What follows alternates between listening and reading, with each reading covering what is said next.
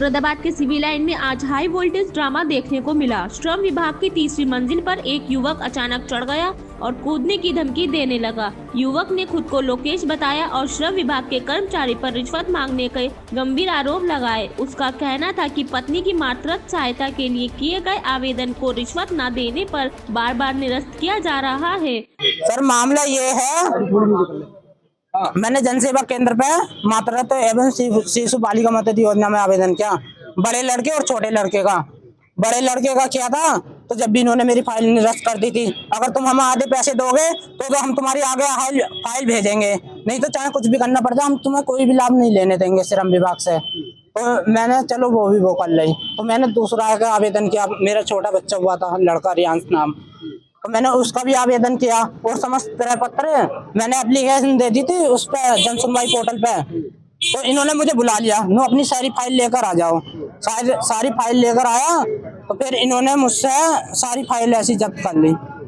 जाओ अब तुम्हारा काम हो जाएगा, और साइन करा लिए। साइनों में ऊपर जाने क्या क्या लिख दिया। मेरे गाँव के लोगों ने बताया कि खेती बाड़ी करता, मैं बाहर काम करता हूँ ना इलाहाबाद भरभारी, तो वहाँ काम करके आया था, रोड बना वहाँ, क्योंकि लाभ तो नहीं मिलेगा जो मजदूरी करेंगे, तो 3 महीने का वो मांगा जाता है यहाँ। तो मैंने वो प्रॉफिट दे दिया। आपकी फाइल निरस्त कर दी गई? निरस्त कर दी गई क्योंकि मैं मुलाकात की लोग अधिकारियों से? मुलाकात 6 महीने हो गए मुझे मुलाकात करते करते, 6 महीने कुछ होते हैं। तो मुझे इस 6 महीने से कोई ये कह रहे थे कि आधे पैसे दोगे तो तुम्हारा काम हम कल ही कर देंगे, चाहे हमें लखनऊ फाइल भेजनी पड़े या दोबारा कुछ भी काम करना पड़े, पर तुम हम आधे पैसे दो। पैसे नहीं दिए तो? पैसे नहीं दिए तो निरस्तीकरण, यही हमारा न्याय है मजदूरों का। इसीलिए आप छत पे चढ़े थे? इसीलिए मैं छत पे चढ़ा था। अगर मेरी मनने से सभी लोगों को न्याय मिलता तो मैं मर कर दिखा देता आज। कितने दिन से परेशान हो रहे थे? सरकार कहती है कितने दिन से परेशान हो रहे थे? 6 महीने से सरकार कहती है विकसित भारत, विकसित भारत, विकसित भारत। अब कहाँ है विकसित उत्तर प्रदेश? झूठी तसल्ली देती है सरकार हम लोगों को। इनसे परेशान थे आप? और 6 महीने से। अब अधिकारियों से बातचीत हुई तो क्या कहा है उन्होंने अब काम के लिए? अब वही आश्वासन दिया, अब क्या पता जाने क्या हो। करीब 1.5 घंटे की मशक्कत के बाद उप श्रमायुक्त दीप्तिमान भट्ट ने उसे नीचे उतरने के लिए मनाया और उसका काम कराने का आश्वासन दिया। मैं ठाकुर ओमवीर सिंह एडवोकेट, राष्ट्रीय अध्यक्ष भारतीय किसान मजदूर यूनियन। आज हमारे इस मजदूर की समस्या थी जो कि आत्महत्या करने तक के लिए तैयार हो रहा है। यहाँ एक नहीं तमाम ऐसे उदाहरण हैं, क्योंकि हम लोग मजदूरों के नेता हैं, इसलिए कई बार यहाँ पर हमने ये आवाज उठाई है, जिलाधिकारी को भी ज्ञापन दिए हैं। कभी भी अगर किसी सीधे मजदूर को किसी भी योजना का एक लाभ मिला हो, पूरे जनपद के अंदर मैं दावे के साथ कह सकता हूँ बिना कमीशन के किसी एक मजदूर को भी लाभ नहीं मिला हो। इन लोगों ने पूरे दलाल सेट कर रखे हैं। यहाँ सिर्फ दलाल लोग 25% दलाल लेते हैं, खुला रेट चल रहा है, आधे आधे बांटो और काम करो। 25% दलाल लेते हैं, 25% ये विभाग खाता है। आधे पे ही आधे पे हुई होगी ना। देखिए ये भी बोल रहा है, मैं मजदूरों की बात बोल रहा हूँ। द्वारा लगाया गया क्या है ये आरोप सही है और ये तो आत्महत्या गलत कर रहा है। इनके खिलाफ कार्रवाई करो। ये क्यों डरते हो इनसे? इनके खिलाफ कार्रवाई करनी चाहिए, आत्महत्या मत करो। हम लोग तुम्हारे साथ लड़ने के लिए हर तरीके से कानूनी रूप से लड़ाई लड़ने के लिए तैयार। घटना के बाद विभाग में चल रही घुसखोरी पर सवाल खड़े हो गए। पर चढ़ गया और उसने सवाल खड़े किए हैं श्रम विभाग पर।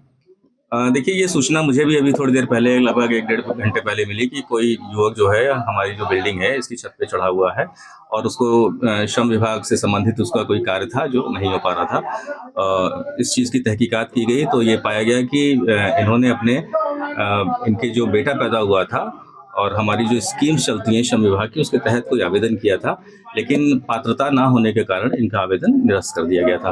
और इनको यही शिकायत थी कि हमें जो है योजना का पैसा दिलवाया जाए। जो हमारी स्कीम है जिसमें हम बच्चे के पैदा होने पर पैसा देते हैं, ये स्पेशली कंस्ट्रक्शन वर्कर्स के लिए स्कीम है जिसमें 40 तरह की कैटेगरीज डिफाइंड हैं और इन 40 प्रकार का अगर आप कार्य करते हैं तो आपको उसमें पैसा मिलेगा। लेकिन चूंकि इनके बयान थे कि मैं खेती बाड़ी का कार्य करता हूँ, तो इनके बयानों के आधार पर इनके फॉर्म को रिजेक्ट कर दिया गया था और उसी से क्षुब्ध होकर इन्होंने आज ये कदम उठाया। ये कदम उठाने से पहले आपसे ये मिल चुकी है पहले? नहीं, ये स्कीम चूंकि हमारे अधीनस्थ अधिकारी देखते हैं, उसमें अथॉरिटी वही हैं, तो ये कभी मुझसे नहीं मिले। और इस बात को मैंने इनसे कहा भी कि अगर आपका काम नहीं हो पा रहा था श्रम विभाग में तो आपको मुझसे कम से कम एक बार ये कदम उठाने से पहले मिलना चाहिए था, लेकिन ये कभी मुझसे मिले नहीं थे, इसलिए इनकी समस्या का शायद कोई सुनवाई नहीं।